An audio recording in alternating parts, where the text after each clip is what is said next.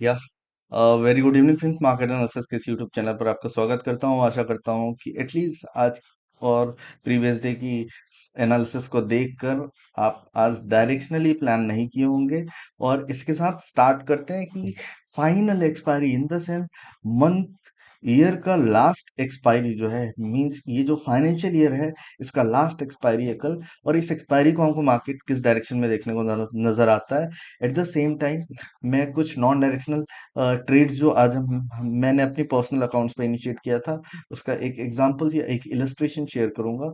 और make sure कि आप आने वाले 2-3 दिनों तक एटलीस्ट अपडेटेड रहें हमारी टेलीग्राम चैनल या फिर यूट्यूब चैनल पे, बिकॉज आने वाले जो Thursday and coming Thursday, Friday, Saturday, Sunday ऐसा कौन सा नॉन डायरेक्शनल ट्रेड्स लिया जाए कि थीटा डीके का बेनिफिट उठाकर अपनी पोजीशंस को प्रॉपर हेज रखते हुए किस तरीके से इस with in a single week में 3 to 4% का गेन किस तरीके से ट्रेड प्लान किया जाए उस गेन को जनरेट करने के लिए, ये हम डिस्कस करने वाले हैं। मोस्ट प्रोबेबली आज मिडनाइट को या फिर कल ड्यूरिंग द मार्केट आवर्स मैं ये शेयर करूंगा। तो स्टे ट्यून और मेक श्योर कि टेलीग्राम चैनल आप जरूर ज्वाइन करें। डिस्क्रिप्शन बॉक्स पे लिंक अवेलेबल है। इसी के साथ हम स्टार्ट करते हैं कल का मार्केट एनालिसिस। तो टेक्निकली अगर मैं बात करूं तो टेक्निकल में हमको कोई ऐसा मेजर चेंजेस देखने को नहीं मिल रहा है।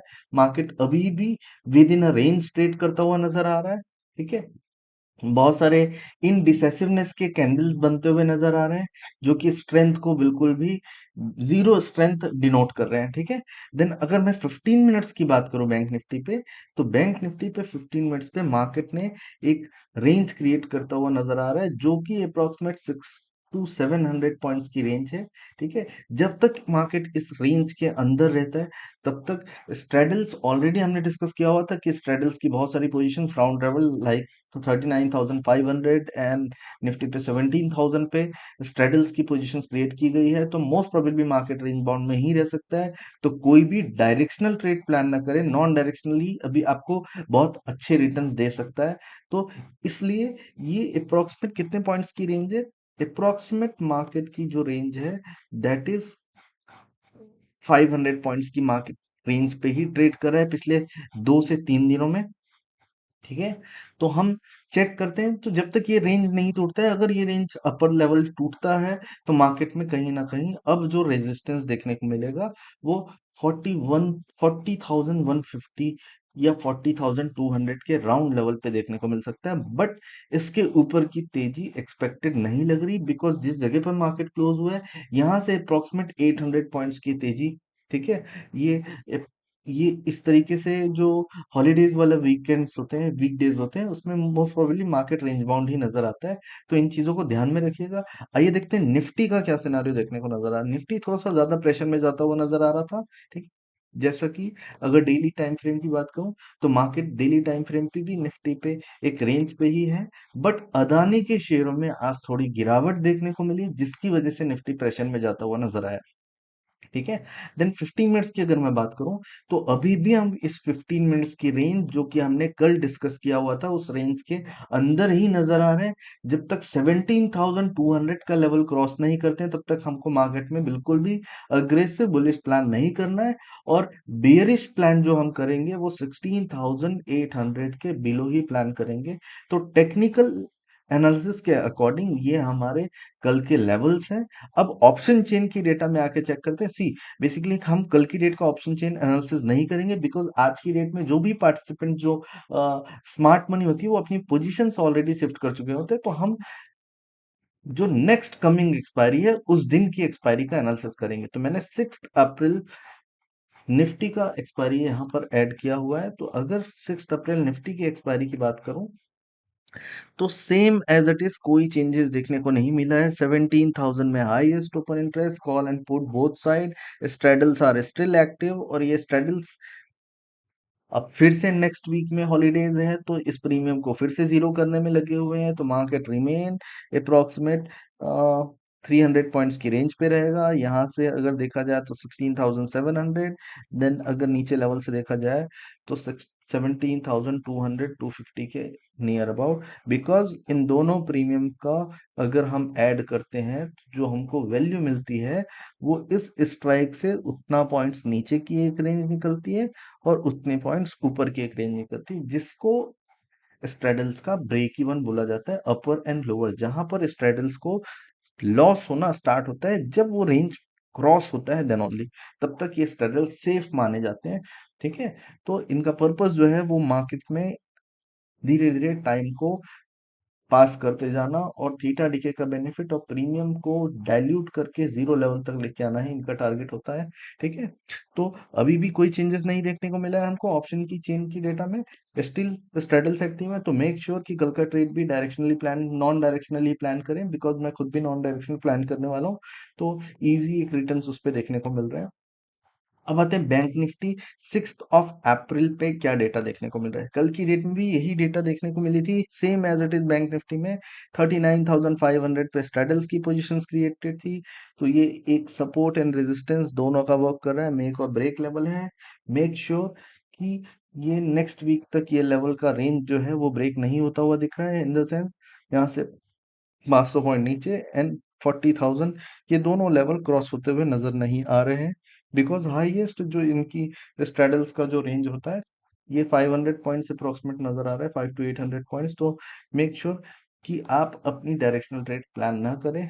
ठीक है, कोई ऐसा मेजर चेंजेस इस जगह में देखने को नहीं मिल रहा है, हालांकि थोड़ी सी शॉर्ट कवरिंग देखने को मिल सकती है, but market at the end वापस इसके 100 पॉइंट प्लस या 100 पॉइंट माइनस ही क्लोज होने की आशंका नजर आ रही है। ठीक है, देन हम चेक करते हैं कि मार्केट में हमको ऑप्शन चेन की डेटा हो गई।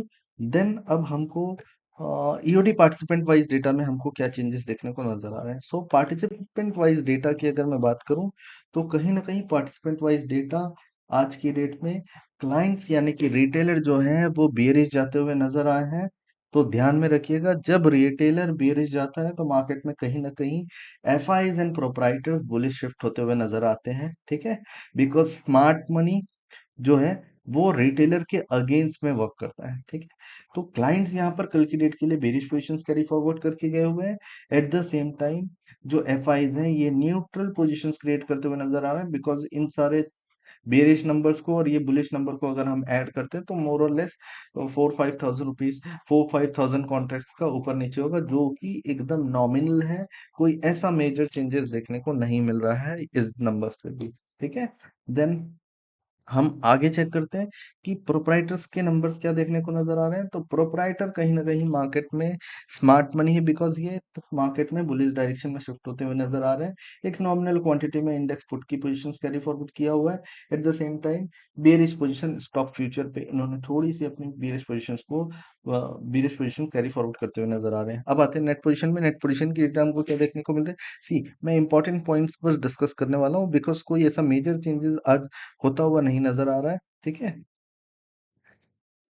तो एक बार क्रॉस चेक कर लेते हैं। कोई ऐसा मेजर चेंजेस नहीं है। इंडेक्स फ्यूचर का क्लाइंट्स ने अप्रॉक्सीमेट 2000 कॉन्ट्रैक्ट रिड्यूस किया हुआ है। एट द सेम टाइम जो हमारे प्रोप्राइटर एफ हैं ये अपनी पोजीशन बरकरार रखते हुए नजर आ रहे हैं। इंडेक्स फ्यूचर में बेरिश पोजीशन, हाउएवर वो स्लाइटली इंक्रीज करते हुए एफ नजर आ रहे हैं इंडेक्स फ्यूचर में। अब अगर मैं बात करूं इंडेक्स कॉल की, तो रिटेलर कहीं ना कहीं इंडेक्स कॉल पे बेरिश जाते हुए नजर आ रहे हैं, कॉल शॉर्ट किया हुआ है इन्होंने। तो रिटेलर का परसेप्शन कल की मार्केट के अकॉर्डिंग बेरिश लग रहा है। एट द सेम टाइम अगर मैं एफ की बात करूं तो एफ ने अपनी बुलिश पोजीशंस को approximate 10 to 11 thousand contract nominal contracts reduce करते हुए नजर आ रहे हैं।